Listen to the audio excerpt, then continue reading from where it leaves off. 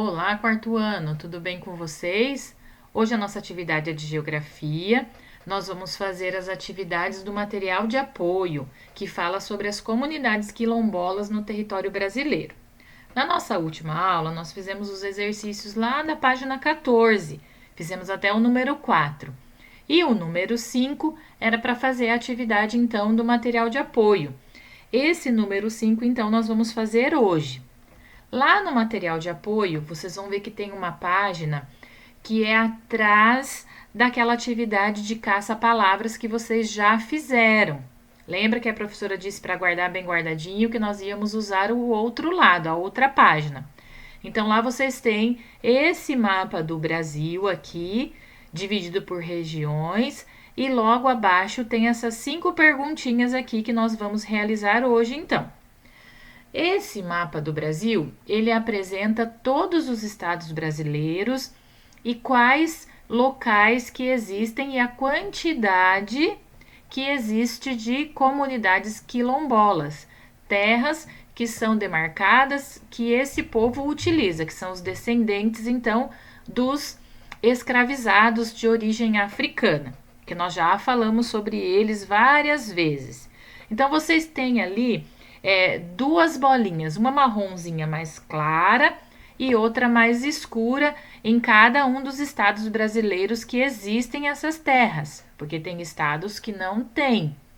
Então vocês vão olhar aquelas bolinhas marrom mais clara, elas são terras quilombolas, mas ainda estão em processo de ser oficializado, mas são terras quilombolas. No Brasil, num total, somando todas essas terras quilombolas que ainda estão em processo de ser oficializadas, nós temos 1.675, que é essa bolinha aqui que está representando a legenda. A bolinha marrom mais escura são as terras que já estão tituladas, que já estão oficializadas. Nós temos 168 em todo o território brasileiro. E aqui vocês notem que ainda tem dessa legenda as cores em que estão divididas todas as regiões, a norte, a nordeste, centro-oeste, sudeste e sul. Então, notem que em alguns estados a gente tem só terras em processo, como é o caso do Amazonas, e tem estados que têm os dois tipos de terra, aquelas que estão em processo de ser oficiais e aquelas que já são tituladas, certo? Então, observando essas bolinhas, essas demarcações aqui, notem que dentro de cada uma delas tem um número, porque são as quantidades de terras que tem nesse estado. Aí vocês vão observar bem, no livro de vocês dá para ver bem, o número aqui tá meio ruim, porque a professora teve que aumentar e às vezes ele fica um pouquinho apagado. Mas no livro, ali no material de apoio, dá para ver bem. Aí vocês, depois de observarem bem esse mapa, todos os lugares que tem essas terras quilombolas, vocês vão responder a essas 5 perguntas. A letra A, sobre o que se trata o mapa? Então, o título do mapa já diz, são as comunidades quilombolas no Brasil. Esse é o assunto do mapa. Quais unidades federativas apresentam o maior número de quilombos? Então, vocês vão olhar em todas elas. Quando tem duas bolinhas, vocês vão somar as duas quantidades. Quando tem uma só, vocês sabem que é só essa quantidade que está aqui. E vocês vão ver quais são os dois estados ou as duas unidades federativas que têm o maior número de quilombos, certo? Então, é só olhar com calma. Vocês vão ver que tem 2 estados que se destacam, que têm o maior número dessas comunidades.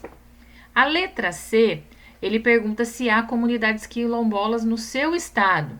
Qual é o nosso estado? É o estado do Paraná. Então, vocês vão vir aqui, vão olhar, tem bolinha desenhada? Se tem, é porque existem comunidades quilombolas. Se não tem nenhuma bolinha, é porque não tem. Mas no caso, no Paraná, a gente tem sim. Tem comunidades que ainda estão em processo, mas a gente tem. Letra D. Há maior quantidade de comunidades quilombolas no interior do território ou próximo à costa brasileira? Explique. Então, vamos olhar aqui, vamos relembrar o que é a costa mesmo. É essa região que fica próxima ao oceano. Olhando ao mapa, essa região tem mais ou a região mais interna do Brasil? A região mais próxima ao litoral, né, a costa brasileira. Por que será que nessa região existem mais comunidades quilombolas? Se a gente lembrar o que nós já aprendemos, é devido que nessa região foram as regiões que foram povoadas primeiro. E foram as regiões em que os portugueses e todos os europeus que vieram para o Brasil começaram as suas atividades econômicas primeiro. Então, se a gente for ver a questão da cana-de-açúcar, do café, tudo começou por aqui, nessa região primeiro. E aí foi aonde eles trouxeram, então, os africanos escravizados. E depois que esse povo foi liberto através da Lei Áurea, eles continuaram a viver nas mesmas regiões. Então, por que a quantidade de quilombolas é mais próxima ao litoral? Devido à colonização, em razão das atividades dos colonizadores. Eles começaram a desenvolver as atividades primeiro nessas regiões próximas à costa. A letra E. Há estados que não apresentam comunidades quilombolas? Se sim, quais são eles? Então, observem no mapa. Existe algum estado que não tem nenhuma bolinha desenhada? Sim, né? Existe. Quais são eles? Quais estados que não tem nenhuma comunidade quilombola? Então, vocês vão observar que aqui, ó, o Acre e Roraima.